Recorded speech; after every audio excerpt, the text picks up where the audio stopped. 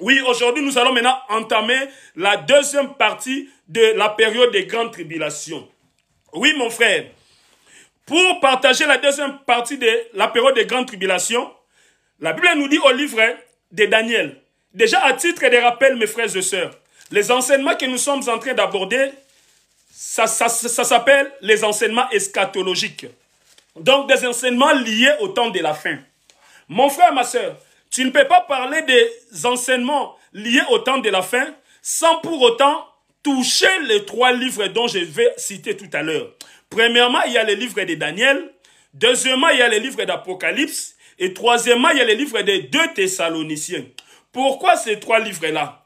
Parce que le livre de Daniel, c'est un livre en vrai qui parle de tout ce qui est au livre d'Apocalypse. Donc le livre de Daniel englobe tous les chapitres d'Apocalypse. Mais sauf que quand l'Éternel avait donné cette révélation à Daniel, quand l'Éternel avait montré à Daniel tous les événements qui devaient arriver à la fin du temps, il avait demandé à Daniel de les garder secrets pour lui-même, de ne pas les divulguer. Mais par contre, les mêmes messages, la même vision que l'Éternel avait révélée à Daniel, cette fois-ci au livre d'Apocalypse, il va encore faire grâce à l'apôtre Jean.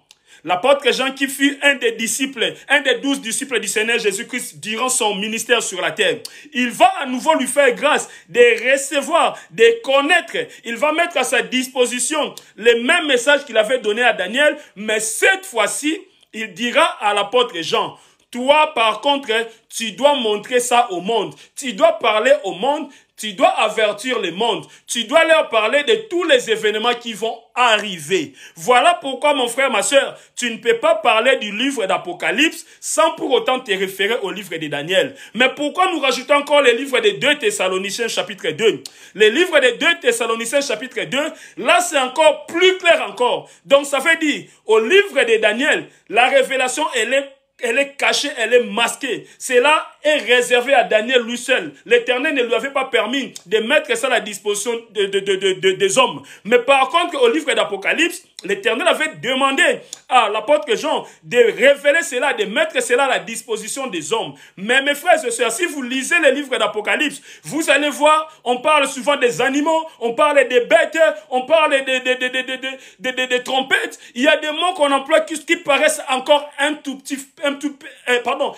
peu flous. Mais par contre, si vous descendez au livre des 2 Thessaloniciens chapitre 2, là l'Éternel les rend encore plus clairs avec l'apôtre Paul. Et voilà, mes frères et sœurs, si nous prenons le livre de Daniel chapitre 9, verset 27, la Bible nous dit ceci, je vais lire. Pendant la période de 7 ans, il imposera de dures obligations à un grand nombre de gens. Au bout de 3 ans et demi, il fera même cesser les sacrifices et les offrandes.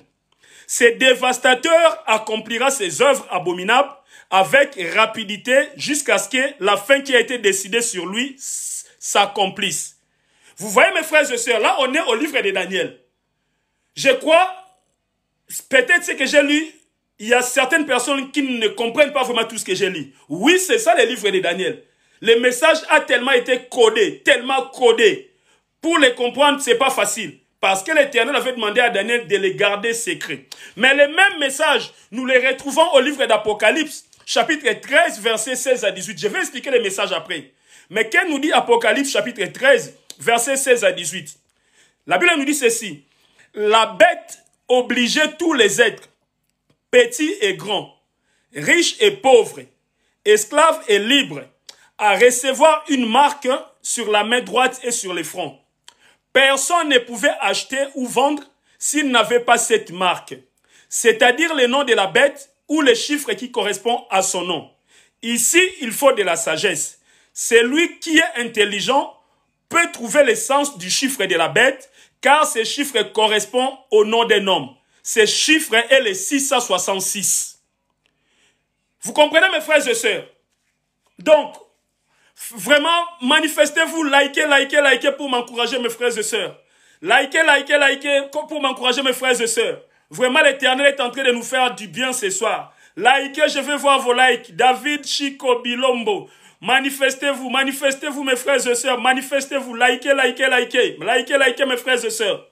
Vraiment, je vous vois beaucoup, vous êtes beaucoup connectés là. Manifestez-vous pour m'encourager, manifestez-vous pour m'encourager, manifestez-vous pour m'encourager. Oui, mes frères et sœurs, merci, béni soit mon frère, béni soit ma sœur. Toi qui es en train de nous suivre, toi qui es en train de m'encourager, soyez bénis, soyez bénis, soyez bénis, soyez bénis. Oui, mes frères et sœurs, vraiment, si nous prenons Daniel 9 à 27, la Bible nous parle de quoi? La Bible nous dit ceci, après la mort d'un roi consacré, le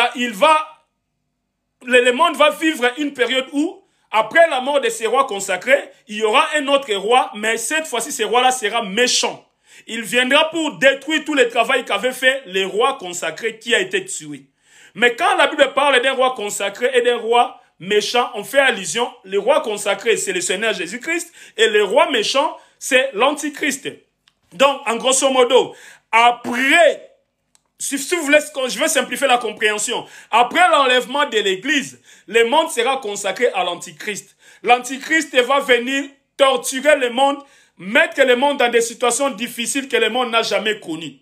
Voilà pourquoi la Bible nous dit au livre d'Apocalypse, chapitre 13, versets 16 à 18, il nous explique les différentes méthodes, les différentes manœuvres que cet homme méchant, cet homme impie, que nous appelons l'Antichrist, toutes les méthodes qu'il va mettre en place afin de torturer le monde.